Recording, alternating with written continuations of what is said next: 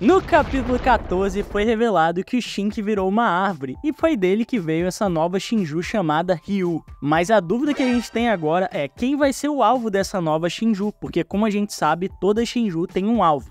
É por isso que eu vim nesse vídeo aqui te contar quem vai ser esse alvo, e tem mais. Eu garanto que esse alvo que eu vou falar, você só vai ver aqui nesse canal, porque eu tenho certeza que ninguém mais nesse YouTube pensou nisso. E eu não queria dizer isso, mas eu avisei que não era o Naruto. Bom, como eu falei antes, toda Shinju tem um alvo definido.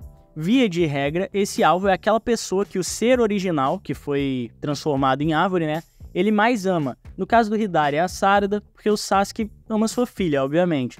No caso do Mamouche é a Eida, por causa que o Bug caiu no fascínio. E no caso da Matsuri, o Konohamaru, porque ela gosta dele. Ou pelo menos, embora não dê pra dizer com todas as letras que ela gosta dele, a gente pode dizer que ela ficou incomodada com a Hanabi bêbada quando ela tava tocando lá no Ichiraku. E essa situação parece muito aquelas situações onde a personagem tem um amor por aquele personagem, mas é enrustido. Ela nunca falou isso com todas as letras por orgulho. Inclusive essa situação aí foi bem engraçada. Mas voltando, percebemos que há um padrão nesses casos aí, que é um sentimento de afeto intenso, que aquele ser original precisa sentir por alguma pessoa. Essa pessoa vai ser a pessoa que mais ocupa os pensamentos deles, digamos assim. A única exceção que a gente tem para esse padrão é o caso do Jura, porque o Jura, como ele não vem de ninguém, ele é a própria encarnação da Shinju, própria encarnação do Jubi, ele não tem um sentimento prévio por ninguém, por isso ele vai atrás para obter respostas da Kurama. E aí o alvo dele acaba sendo o Naruto. Isso, claro, né, porque ele pensava que a Kurama estava dentro do Naruto, aí depois ele descobre que estava dentro da Himawari e a Himawari passa a ser o alvo dele. Mas enfim, vocês já sabem disso. Odeshi, e quanto ao Ryu? Quem seria o alvo dele? Se a gente partir desse princípio, que a única coisa que motiva eles a escolherem os alvos, e é o que todo mundo tá falando, é esse sentimento de afeto daquela criatura original, a gente pode ser induzido a pensar que a resposta é muito óbvia. É o Gaara ou o Kankuro, porque são a família dele. Se você quiser sair um pouquinho da caixa, você pode pensar em quem? No time dele. Aqueles dois outros Genin que apareceram, né? E pra ser sincero com vocês, eu diria que sim, a maior chance realmente é o Gaara ou o Kankuro. Dito isso, tem uma possibilidade menos óbvia aí também, que é o Shikadai. Da onde viria esse interesse do Shink, no caso, pelo Shikadai? Bom, quem argumenta isso fala que basicamente eles teriam um embate por causa da herança do trono do Kazekage. Por que eu tô falando de trono? É dito em Gaara Hiden que isso é herdado. Na verdade, nem precisa de Gaara Hiden pra isso, a gente vê no anime que é de pai pra filho, né? Enfim, mas em Gaara Hiden é dito que o próximo aí na linhagem de sucessão seria o Shikadai, porque o Gaara não tem filhos, o Kankuro também não tem filhos, então a irmã deles, né, que é a Temari, seria a única que teria tido um filho para herdar esse trono. Só que o Shink, como sendo filho do Gaara, provavelmente seria a escolha dele como herdeiro, né, porque é o filho adotivo, embora não tenha um laço de sangue. Mas aí, as pessoas de Suna, elas aceitariam essa sucessão? E daí vem a teoria dessas pessoas de que seria o Shikadai o alvo dele porque ele almeja ter esse título de Kazekage. Só que, particularmente, eu acho isso quase impossível, e isso se deve a duas coisas. A primeira é que o Shink nunca demonstrou nenhum sentimento negativo em relação ao Shikadai.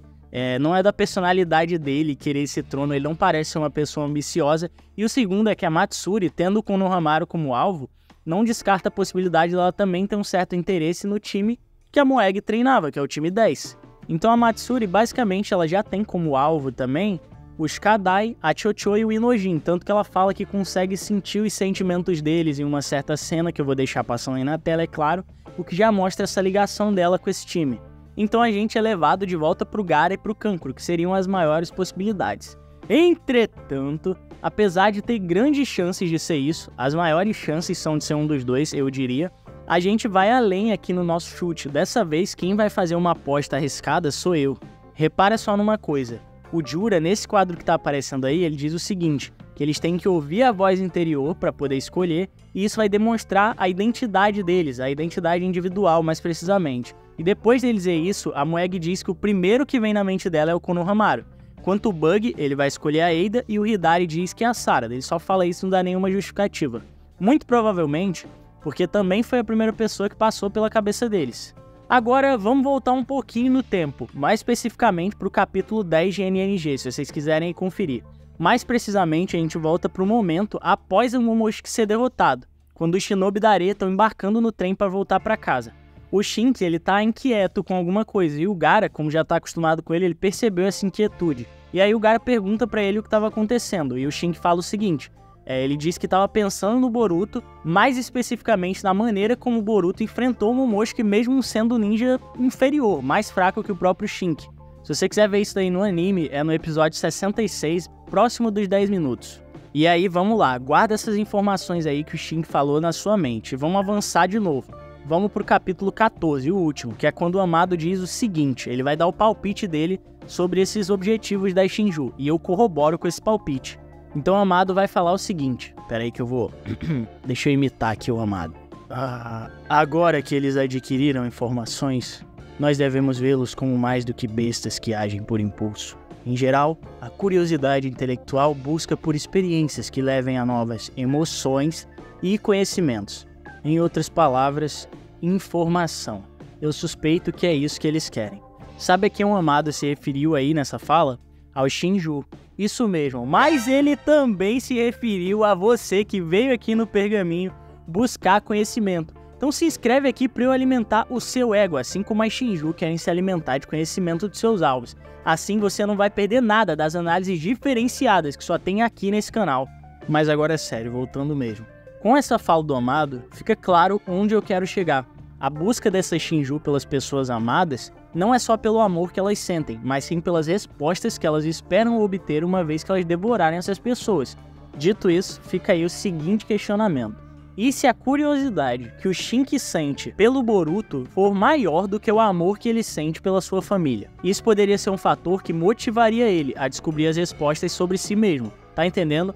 Não que o sentimento em si seja mais forte do que amor, mas ele acredite que essa curiosidade que ele tem seja mais importante para definir o que ele é, para sanar as dúvidas dele do que o amor que ele sente. E essa basicamente é a minha teoria. Agora eu quero te perguntar uma coisa. Quem é o alvo do Ryu? Ou melhor, quem você acha que eu vou dizer que é o alvo do Ryu a partir disso, dessa informação que eu te dei? Que essa seria a minha teoria. Se você respondeu que é o Boruto, eu sinto muito, mas você errou. Tem outro detalhe aí que a gente quase esqueceu, que é o fato da onipotência.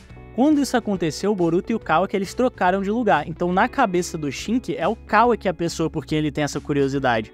E é exatamente assim que a gente chega na resposta. Seria o Kawaki. A minha aposta é no Kawaki e em segundo lugar pelo Boruto. Supondo que de algum jeito o fato dele ter virado uma Shinju destrocou a onipotência ou reverteu. Mas a minha maior aposta ainda é no Kawaki sim.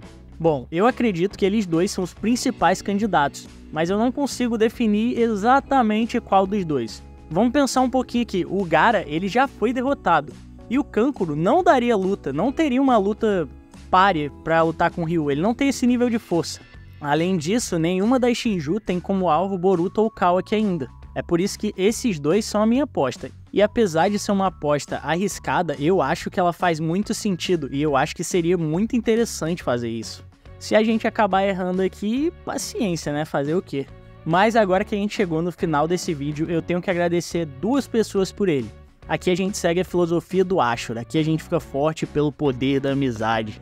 E bom, primeiramente foi o Félix quem me indicou em outra discussão que o Shinki parecia que teria um papel importante na obra. E isso seria de acordo com o capítulo que eu mostrei pra vocês. E aí eu fui reler ele, foi quando eu percebi essa curiosidade do Shinki, né? Essa, digamos assim, inquietação em relação ao Boruto.